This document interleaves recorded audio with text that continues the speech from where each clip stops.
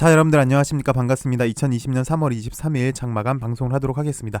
HLB는 전일 대비 3.41% 하락한 82,100원에서 마감을 했고요. 코스닥 차트인데요. 코스닥은 어제 대비 5.13% 하락한 443선에서 머물렀습니다. 요즘 보시면 사이드카가 전혀 이상하지 않은 시장입니다. 오늘도 보시면 마찬가지인데요. 코스피, 코스닥 둘 다 장 시작하자마자 사이드카가 발동이 됐고요. 이후 하락세가 안정되면서 그나마 이렇게 샛별 형태로 마감하게 되었습니다.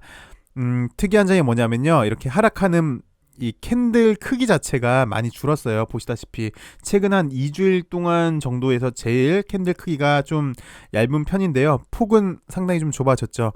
어느 정도 안정화 찾는다고 볼 수도 있는 시그널이기도 한데요. 아직 거기까지는 좀 이른 것 같고요. 여전히 변동성은 큰 시장입니다. 시장이 내리는 가장 근본적인 원인이죠. 확진자 수가 정말 대단합니다. 정말 이탈리아에서는 사망자가 800명이 육박을 했습니다. 확진자 수가 800명이 아니라 사망자 수가 800명인데 빨리 진정돼야 되지 않을까 싶고요. 오늘 우리나라 시장이 빠진 이유가 우리나라 시장은 요즘 미국 선물 지수 영향을 많이 받죠. 미 선물이 서킷 브레이크가 발동이 됐었어요. 그래서 많이 좀 떨어졌고 그 이후에 안정화 찾다 보니까 우리나라 시장도 좀 안정을 찾아줬고요. 미국 경기 부양책이 미 의회에서 부결됐다는 소식으로 좀 안 좋은 모습을 보여줬고 유가도 10% 또 급락을 보여줬고 환율도 다시 1260선, 70선 이러면서 좀 불안불안한 모습으로 우리나라 시장이 좀 안 좋아졌습니다. 결론을 좀 드리자면 일단 저점은 잡혀야 돼요. 여기 저점을 낮추면 안 돼요. 일단 저점은 무조건 좀 높여놔야 돼요. 가장 우선적인 거 확진자 수가 일단 좀 줄어들어야 될 것 같습니다. 외국인들의 매도세가 좀처럼 잡히지가 않습니다. 이 얘기는 거꾸로 말씀드리면 외국인들은 우리나라 시장을 별로 안 좋게 생각을 하는 거고 우리나라 기업 펀더멘탈 자체에 문제가 있는 게 아니라 우리나라 시장 자체가 위험 자산에 속하기 때문에 그래요. 외국인들의 안전 자산 선호 때문에 그런 거니까 이 시장 변동성이 좀 잡혀야 시장은 좀 안정화되지 않을까 싶습니다. 그리고 오늘 시장이 특이한 점이 뭐냐면 셀트리온 관련주들이 좀 좋은 모습을 보여줬죠. 세일제가 상한가 언저리, 셀트리온 헬스케어 14% 이상 상승, 셀트리온 헬스케어 약 7% 정도 상승을 했는데요. 그냥 셀케를 대표적인 차트로 좀 봐드릴게요.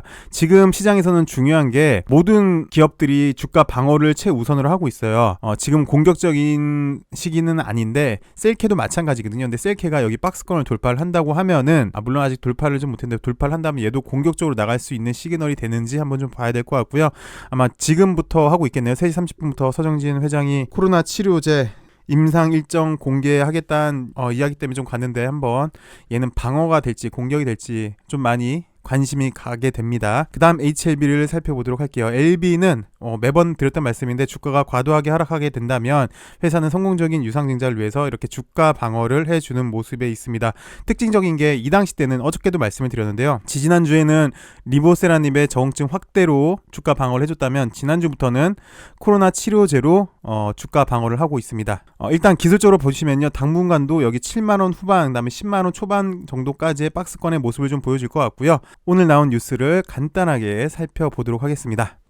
지금 핫 이슈죠. 코로나 백신 치료제 개발에 전 세계가 적극적으로 나서고 있고 워낙 신종 코로나 바이러스가 문제이기 때문에 도널드 트럼프 대통령도 규제를 없애고 빨리 신속하게 처리하도록 했다라는 뉴스도 나왔고요. 그래서 오늘 뉴스는 헐 박사가 인터뷰한 내용이죠. 그 내용을 좀 살펴보시면 코로나 바이러스 백신 개발 전망에 대해 어떠한 전망을 하고 있는가 그랬더니 백신 개발은 매우 희망적으로 본다. 백신 개발은 기본적으로 가능하다라고 답을 했습니다. 현재 그럼 어느 정도까지 왔는가라고 물어봤어요. 백신 제조와 기본적인 테스트는 약 30에서 45일 정도 걸릴 것으로 예상한다.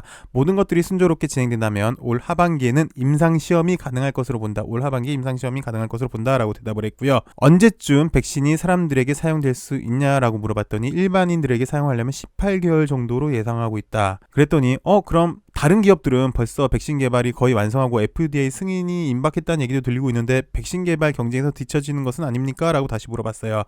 현재 백신 개발 준비 중인 기업들은 표준핵산 백신 기술에 기반을 두고 있다. 그들은 우리처럼 매우 중요한 백신 요소인 MHC2 요소를 포함하고 있지 않다. 좋다. 다른 기업들이 빨리 백신 개발을 하는 것을 희망하지만 낙관하기 쉽지 않을 것으로 예상한다 라고 대답을 했고요.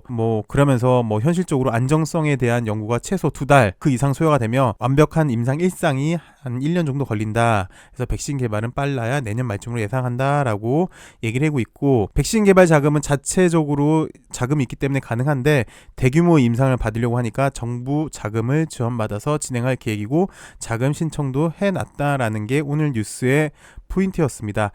쉽게 말씀드리면 코로나 백신 관련주로 지금 시장에서는 뻥뻥뻥 치고 올라오고 있잖아요. 일단 오늘 넥사도 마찬가지였는데 그다지 시간이 좀 전에도 보셨지만 그다지 좀 시간이 걸리겠다라는 뉴스 때문에 빵빵빵 치고 올라가는, 만약에 이게 오늘 다시 95,000원 정도에서 머물렀다면 재차 빵 치고 올라갈 수 있는 그런 수급이 됐을 텐데 그렇지는 못했던 것 같아요. 어찌됐든 기술력이 좋은 LB이고 주가 하방에 대해서는 회사도 확실히 방어하고 있다는 모습이 참 좋은 모습인 것 같습니다. 내일 시장이 좀 더 반등하는 모습을 기대해 보겠고요. 시청해 주셔서 감사합니다.